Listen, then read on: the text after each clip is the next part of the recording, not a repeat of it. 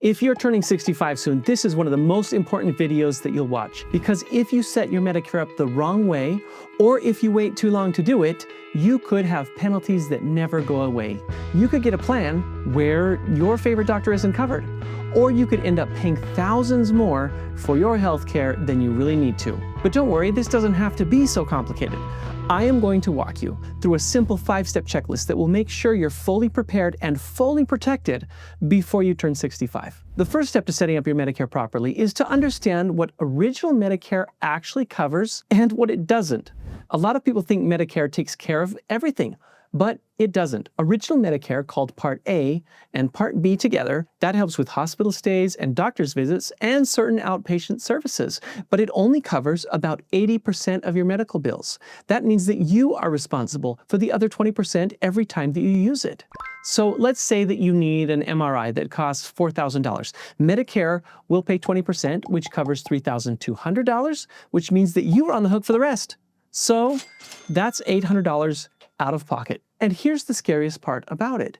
There is no limit to how much you can spend on Medicare. You heard me right, no limit. If you get cancer, or if you need surgery, or if you end up going to the hospital multiple times, over and over, that 20% just keeps stacking up. So it could cost you thousands or even hundreds of thousands out of your own pocket. But here's the good news. Even though Medicare doesn't cover everything, the monthly premium is probably lower than what you've been paying before retirement. So for most people, Medicare costs about $185 a month. That's a lot more affordable than ACA coverage or COBRA coverage or a lot of other work plans. And there are a lot of doctors that take Medicare. So Medicare is a very robust health insurance program. By itself, you have to pay the big 20% gap, and you need to prepare for that. If that was how it would always be, then that would be a problem. But that brings me to the next point in my checklist, which is deciding which is better coverage to cover that 20% gap. Is it a Medicare supplement, or is it a Medicare Advantage plan? So now that you know that original Medicare doesn't cover everything, it's time for us to highlight one of the biggest decisions that people need to make in the time that they're retiring. And that big decision is Medicare supplement or Medicare Advantage. Huge debates go on all the time between these two, and I'm going to lay them both out for you. Both of these will handle the costs that Medicare doesn't cover, but they do it in different ways, and they work completely different. Both of these plan types come from private insurance companies. Medicare supplements cost more each month, but you pay almost nothing when you use them. Medicare Advantage plans generally cost less each month. In fact, some are even $0 a month, but you pay out of pocket when you go to see the doctor or go to the hospital. Now let's go a little deeper. Medicare supplement plans usually cost around $120 to $150 a month when you're turning 65, depending on where you live. Medicare Advantage plans usually cost $0 per month. Now, the catch is when you use it. The most popular Medicare supplement plan is called the Plan G, and the only out-of-pocket cost for the whole year for a Plan G is $257, which is the Part B deductible. That's it. You could be hospitalized hundreds of times that year, you could need expensive surgery, you could see different specialists. All that you would pay is $257. Now remember, I'm not talking about prescription drugs, that's separate. But that's why so many people are willing to pay the higher premium for a Medicare supplement, because they don't have to pay to see the doctor in most cases. Now let's look at Medicare Advantage. For that $0 premium that you're paying every month, you generally have to pay services when you get them instead. So here's an example of a real plan that I'm going to share with you from Los Angeles, California. The primary care doctor is zero copay. A diagnostic test is $5. An emergency care visit is $90.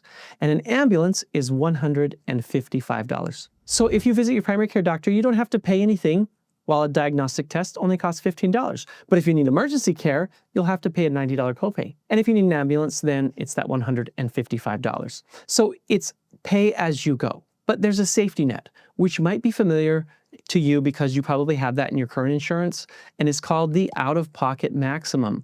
That's the most that you pay in a year. With most Medicare Advantage plans, the cap is somewhere around $4,000 a year, but it can be higher and lower.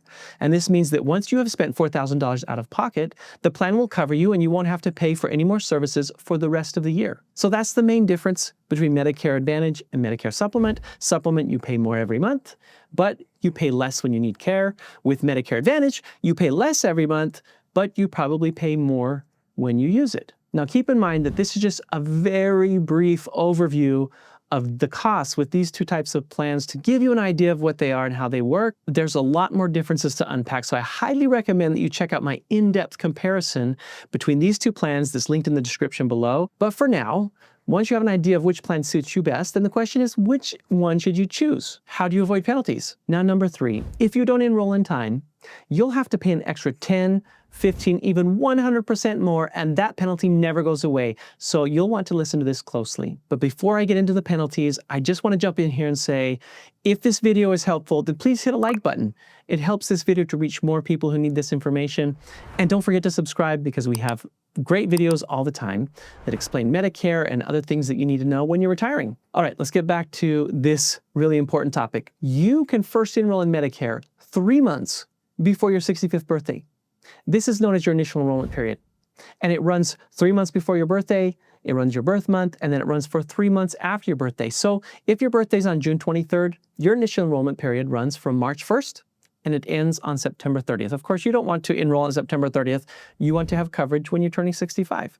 But anytime during that, you can enroll, but of course, I recommend doing it as early as you can. Not only will your coverage begin as early as possible, but it's the safest way to make sure that you miss those permanent enrollment penalties. And remember, most people are going to pay $185 a month for Part B, so get in right away and make sure that you're not going to be into trouble. Because if you miss your enrollment period, you begin accruing a penalty.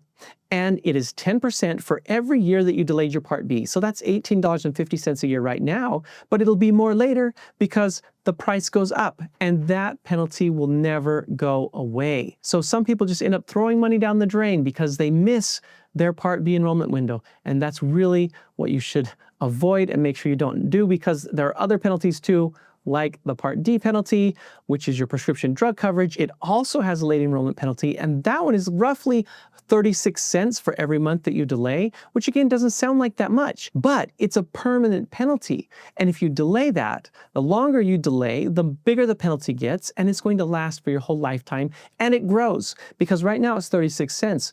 But a few years ago, when I started in Medicare, it was like 18 cents. That's why it's so important to enroll during your initial enrollment period. Now, not only should you enroll in original Medicare, but also you should get your Medicare Advantage plan with built-in prescription drug coverage or enroll in a separate Part D prescription drug plan to avoid the Part D penalty. Now, there are circumstances where you can enroll late without worrying about penalties, and one of these is if you're covered by your employer plan, but you need to be sure that your employer plan counts as creditable coverage with the government, or else even there you could end up with a penalty. Okay, time for number 4.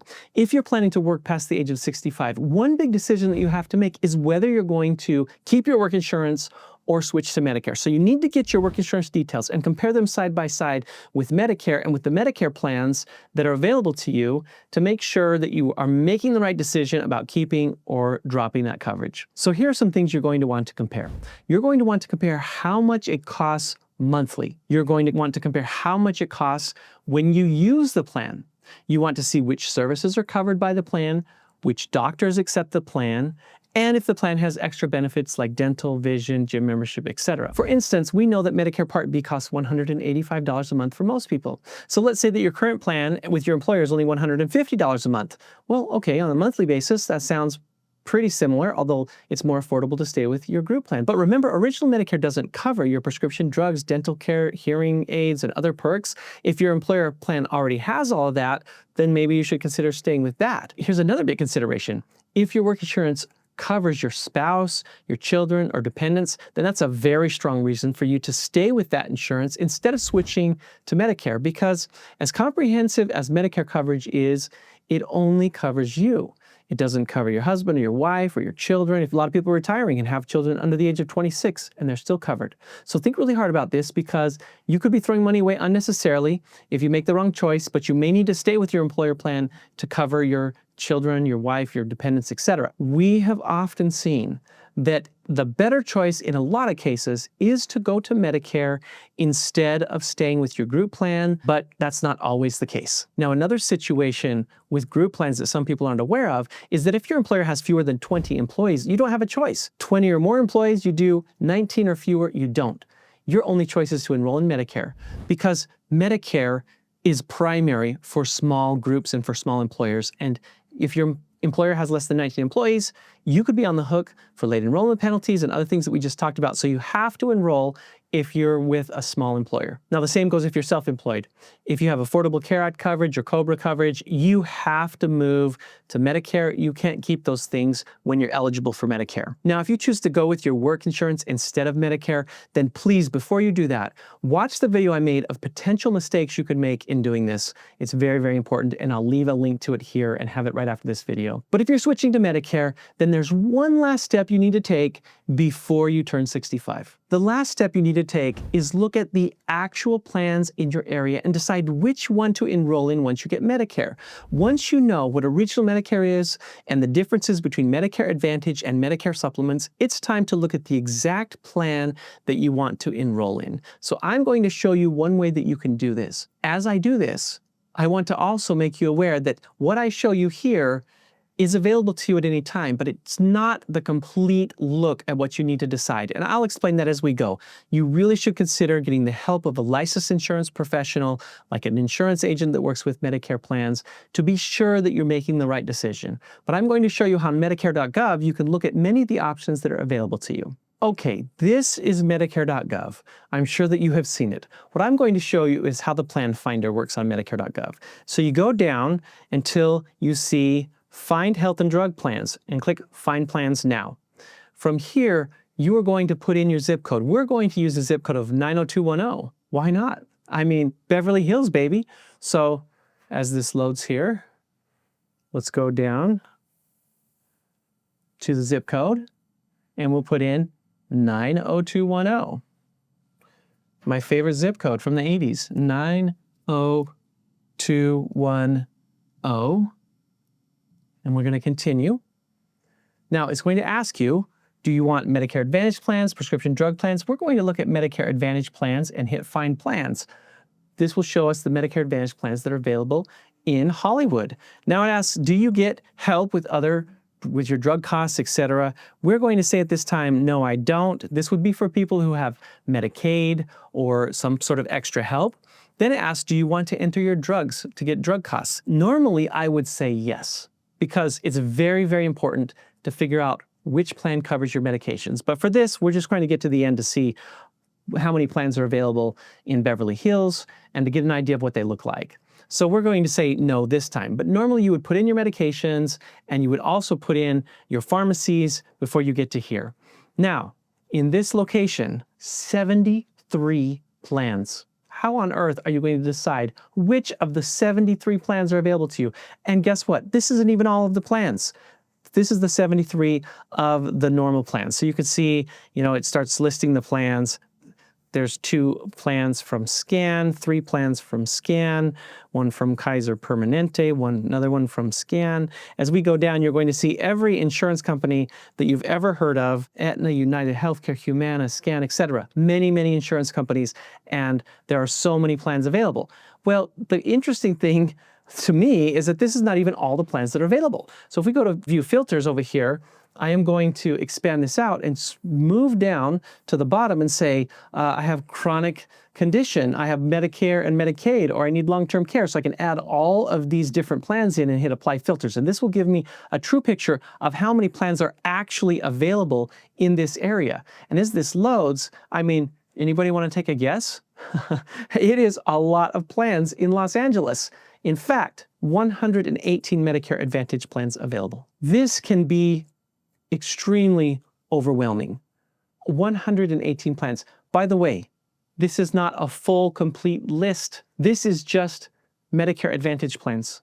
This is not drug plans. This is not Medicare supplement plans. It's just one category of plans. Under the Medicare supplement side, you are going to have an additional 100 plus plans and options available to you. How on earth do you decide? Well, you should get together a list of your doctors, your medications, and work with a licensed insurance professional who does this full time and understands the difference between all these plans.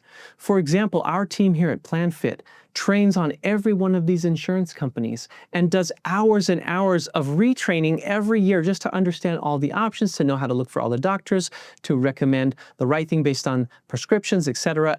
That's what we do here at PlanFit. I'm sure there's another great insurance agent available in your area if you don't want to work with us, but this is what we do every day. We live, eat, and breathe this stuff and can help you find the best plan for you. Now, these plans were just what's available in 90210 in that particular zip code. You need to put in your zip code to see what's available in your area. But remember that Medicare.gov is not going to give you that deep detail. It's not going to tell you which doctors are in the network and which hospitals that you can go to. You have to get into something deeper with like an insurance agent to really understand those things. But Medicare Plan Finder also doesn't show you the hospitals that are in the network. And you don't know by looking at this which hospitals you would be able to go to on any of these 100 plus plans. So don't rely solely on this. Make sure you work with an insurance agent. That's the moral of the story. The last thing I would say about working with an insurance agent is don't call a 1-800 number that you see on television. Work with someone that you trust, someone that you know. And if you don't know anybody and you don't have anyone you trust, well, we're friends now. You can work with us. Okay, let's take a step back.